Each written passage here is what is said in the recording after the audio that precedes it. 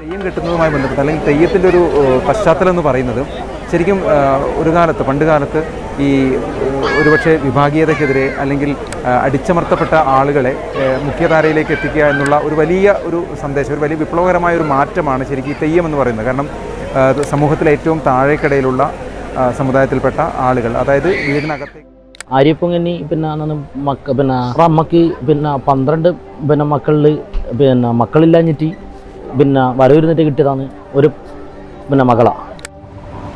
ആ മകളെ കല്യാണം കുറിച്ച സമയത്ത് ആങ്ങളമാർ മുത്ത് വരാൻ വേണ്ടി കല്യാണം, അതായത് സ്വർണ്ണത്തിന് ഉയർത്തി കപ്പൽ മുങ്ങിയിട്ട് ആങ്ങളമാർ തികച്ചും മരിച്ചു. ആ സമയത്ത് അമ്മ ഈ മംഗലക്കുച്ചിൽ നിന്ന് അമ്മ ഇതറിയുന്നു. എൻ്റെ ആങ്ങളമാർ 12 മരിച്ചുപോയി. അമ്മ അറിഞ്ഞിട്ട് അവിടെ പോയി. അമ്മ നോക്കുമ്പോഴേക്ക് എല്ലാവരും മരിച്ചിട്ട് വേറൊരു കടലിൻ്റെ കരക്ക് ഈ മരിച്ചിട്ട് അടുത്തിട്ടുള്ളത്. അങ്ങനെ നിൽക്കുന്ന സമയത്താണ് വപ്പുരൻ്റെ ഒരു കപ്പൽ, അമ്മേൻ്റെ കപ്പൽ മുങ്ങി. അമ്മേൻ്റെ കപ്പലേ ഇല്ലാണ്ടായി. അപ്പോൾ അങ്ങനെ 7 രാവ് 7 പകൽ നീന്തിയിട്ട് 8ാമത് പുലരുമ്പം അടുത്ത കരക്ക് വന്ന് അടുത്ത് വീണ്ടും അമ്മ ഒരു കപ്പലിൻ്റെ ഒരു വരവ് കണ്ടിട്ട് അമ്മ പോയി നോക്കി തന്നു. അപ്പോൾ അത് എൻ്റെ ആങ്ങളമാർ വരുന്നതാണെന്ന് എനിക്കൊരു തോന്നിച്ചാന്ന് പറഞ്ഞിട്ട് വീണ്ടും അടുത്തേക്ക് തന്നെ പോയി. അപ്പോൾ നോക്കുമ്പോൾ അതല്ല. അങ്ങനെ എല്ലാ കടലും നോക്കി, കുറേ ഒരു കപ്പലുണ്ട്, ഇന്ന കപ്പൽ കടൽ ഇങ്ങനെ അതിലുണ്ട്. അതെല്ലാം കടന്ന് വന്ന് അവസാനം അങ്ങനെ ഒരു കപ്പൽ വരുന്നത് കണ്ടു. ആ കപ്പലിൽ അമ്മ ചോദിച്ചു, തെയ്യം അങ്ങനെ വന്ന് തെയ്യത്തിൻ്റെ കൂടെ തന്നെ തെയ്യം കൂടെ വന്ന് തെയ്യം അമ്മക്ക് എന്തുണ്ടെങ്കിലും ഒരു സഹായിയായിട്ട് തന്നെ, അതായത് മുസ്ലിമാണ്, അതിൻ്റെ തോറ്റുംപാട്ടെല്ലാം പള്ളീൻ്റെ പേരാണ്. അങ്ങനെ ഒന്ന് തോറ്റംപാട്ടിൽ ആദ്യം മക്കത്ത് എന്ന് പറഞ്ഞാൽ പള്ളിയാണ് പറയുന്നത്, പിന്നെ മദനപ്പള്ളി.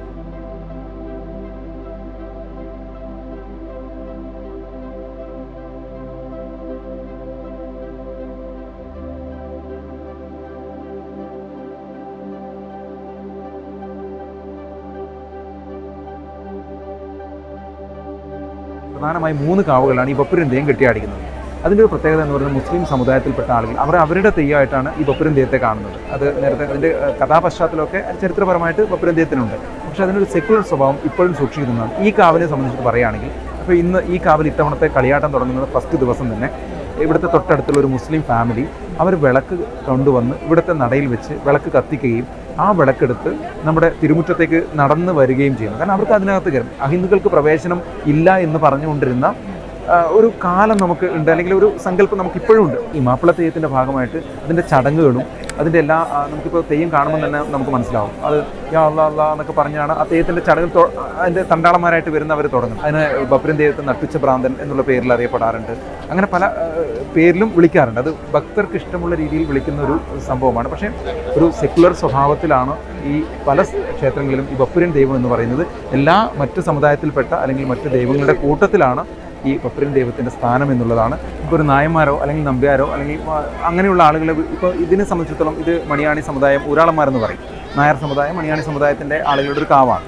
ഈ കാവിനെ സംബന്ധിച്ചിടത്തോളം ഇവിടുത്തെ മലയ സമുദായത്തിലും വണ്ണാ സമുദായത്തിൽപ്പെട്ട ആളുകളാണ് ഇവിടെ തെയ്യക്കോലം കിട്ടുകയും അതുപോലെ തന്നെ ഇവരെല്ലാം തൊഴുതു നിൽക്കുകയാണ് ചെയ്യുന്നത്. അപ്പോൾ നമ്മളൊരു വർഷം മുഴുവൻ തൊഴുതു നിന്ന ആളുകൾ അല്ലെങ്കിൽ ഇങ്ങനെ ചവിട്ടി അരയ്ക്കപ്പെട്ട ആളുകൾ പിന്നീട് ഈ ഒരു സമയത്തെത്തുമ്പോൾ അവർ ദൈവമായിട്ട് അനുഗ്രഹം കൊടുക്കുന്നൊരു അതൊരു ചെറിയൊരു വലിയൊരു വിപ്ലവകരമായ ഒരു കാര്യമാണ് അതിൻ്റെ അകത്ത് സംഭവിക്കുന്നത്. അത് എപ്പോഴും ഉണ്ട്. ആ ഒരു സാഹചര്യത്തിലാണ് ഒരു പക്ഷേ കാവുകളിൽ ഇത്തരത്തിലുള്ള ഇപ്പോൾ ഇവിടെ തന്നെ നമുക്കറിയാം, ഇപ്പോൾ നമ്മൾ കാണുന്ന ആയിരക്കണക്കിന് ആളുകളുണ്ടാകും, പല ജാതി ഉണ്ടാകും, പല സമുദായങ്ങളുണ്ടാകും, മതമുണ്ടാകും. ഇതൊന്നും ഇവിടെ വിഷയമല്ല. ഇവിടെ എല്ലാവരും ഒറ്റ രീതിയിൽ മനുഷ്യനായി നിൽക്കുന്നു.